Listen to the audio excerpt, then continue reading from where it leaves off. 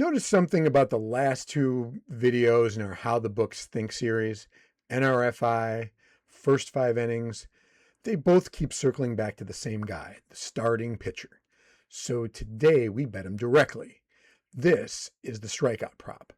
Over or under on how many batters a pitcher strikes out in a given game. Something like Garrett Cole over 6.5. It looks like the cleanest bet on the board. One number, one pitcher, a stat that feels like pure skill, which is why so many people get it wrong. Today, how the book sets that number and where the value actually lives. Here's the mental model that fixes everything. A strikeout total is really two questions wearing one number. How many whiffs can this guy generate per batter he faces? And how many batters will his manager actually let him face?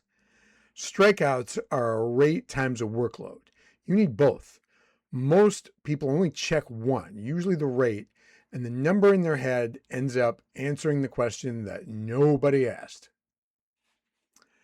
For the rate, stop leading with the season strikeouts per 9 innings. Lead with the CSW, called strikes plus whiffs. It's the single best predictor of strikeout ability.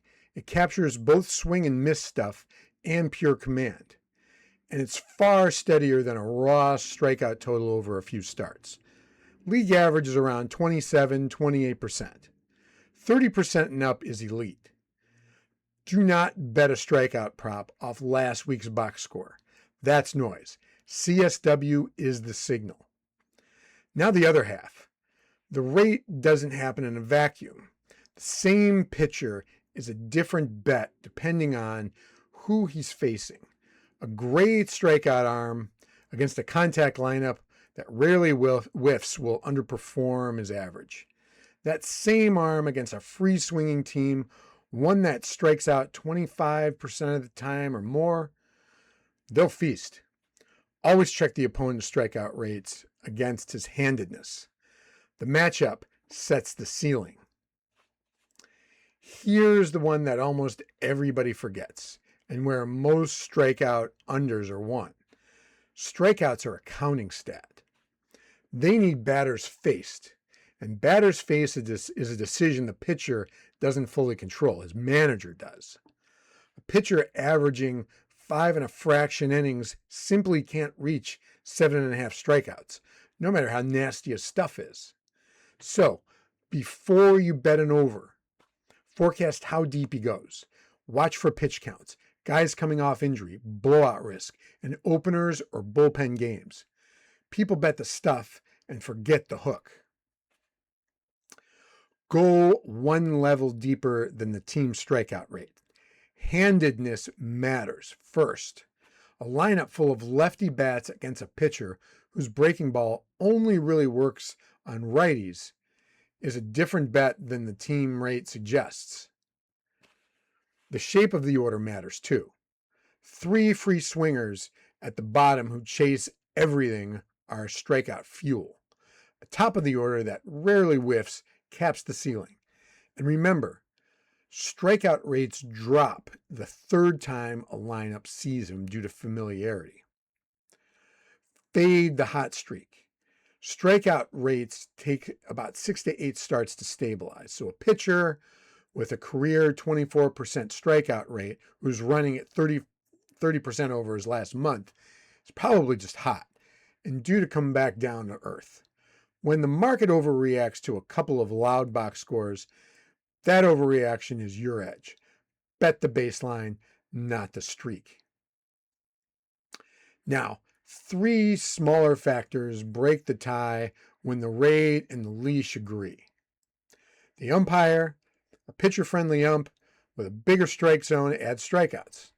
The park, some play up strikeouts, some suppress them. And the weather, cold air trims strikeouts a little, heat adds it a touch. None of these flips a bet by itself, but when your read is already leaning one way, they push it over the edge. It all comes back to the same discipline. Take your rate, CSW, and the matchup, times the workload. the batters you'll actually face and build your own number.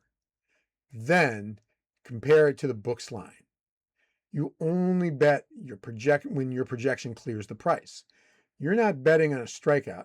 You're betting the gap between your number and theirs.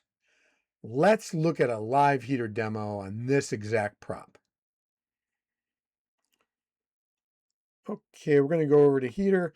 I used Garrett Cole as a kind of a throwaway example. He's going tonight, and the over/under is 5.5 strikeouts against the Dodgers. So I am having Heater run the analysis, and Heater, with a fairly high confidence, has him under 5.5. And here's how we got there. Cole's CSW percentage sits at 28.7%. That's technically average, not elite. It's a meaningful anchor. His recent strikeout per batter's face is 0.246. Looks better than his regressed rate of 0.237, which tells you the model is already sniffing out a slight hot streak baked into the recent box scores. The Dodgers come in with a 20.5 team strikeout percentage, adjusted to a 0.911 times multiplier. That's a contact-oriented lineup that actively suppresses strikeout totals. Cole is averaging only 5.2 innings over the sample. The recent trend is bumping up to 5.4 innings pitched. That gets you to 22.9 expected batters, and it just doesn't get you to the 5.5 strikeouts. You need roughly 24 batters faced at that rate to clear 5.5 strikeouts. So Heater is all over the under on Garrett Cole strikeouts tonight, and I will probably take it. So that's the strikeout prop. It looks like pure skill, but it's really a rate times a workload, and most unders are decided by the manager's hook, not the pitcher's stuff.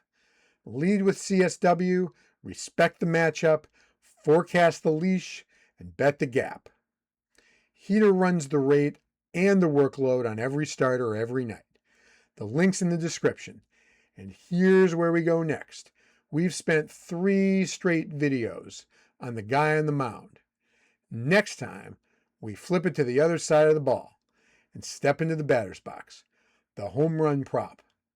Why the public loves it, and how park and weather quietly set the number. Subscribe so you don't miss it. I'll see you in the next one.